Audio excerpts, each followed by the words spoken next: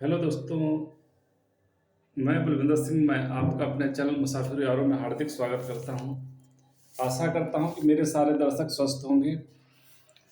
तो मैं आज कुंडली से संबंधित कुछ योगों के बारे में आपसे चर्चा कर रहा हूं और मैं कुछ योगों के बारे में आपको बता रहा हूं। ये योग आपके जीवन में बहुत ही काम आएंगे। तो बिना देर किए अपना वीडियो शुरू करते हैं। सबसे पहले है दुर्धरा योग। दुर्धरा योग क्या होता है? जब चंद्रमा से द्वादश, चंद्रमा से 12th हाउस में तथा चंद्रमा से सेकंड हाउस में सूर्य को छोड़कर कोई अन्य ग्रह स्थित होते हैं तो दुर्धरा योग का निर्माण करते हैं। दुर्धरा का फल योग बनाने वाले ग्रहों पर निर्भर करता है।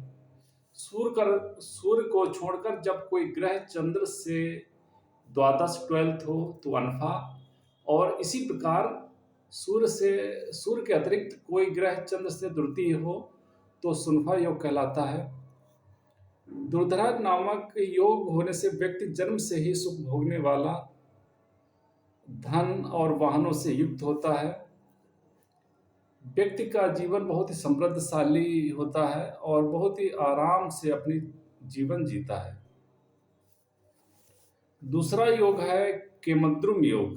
केमद्रुम योग में यदि यह योग आपकी कुंडली में है तो आपकी कुंडली में चंद्रमा कहीं भी हो, चंद्रमा के द्वितीय सेकंड हाउस या 12th हाउस द्वादश भाव में कोई ग्रह नहीं होता है तो केमद्रुम योग का निर्माण होता है।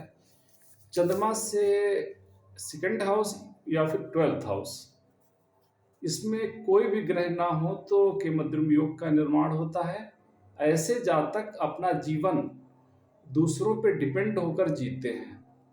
इनका स्वभाव ठीक नहीं होता है।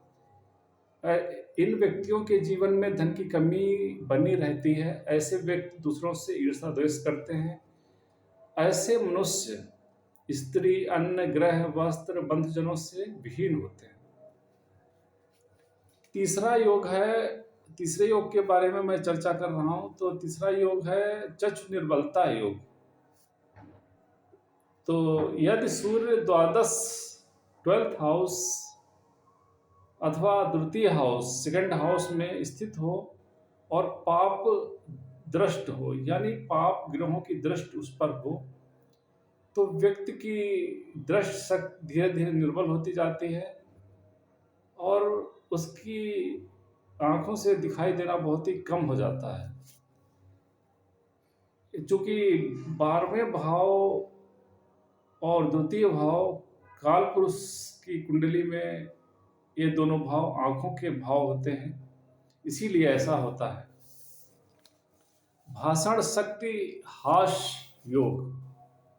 चौथा योग है भाषण शक्ति हास योग। यदि बुध द्वितीय स्थान सेकंड हाउस में अत्यधिक पाप प्रभाव में हो तो भाषण शक्ति का हास होता है। इस योग से उत्पन्न होने वालों की बोलने की शक्ति जाती रहती है। द्वितीय स्थान वाणी का स्थान होता है। बुध भाषण के कारक हैं। जब दोनों इकट्ठे हों और पाप प्रभाव में हो तो बोलने की शक्ति को प्रभावित करते हैं। पांचवा योग है विदेश यात्रा योग। जब अष्टम भाव 8th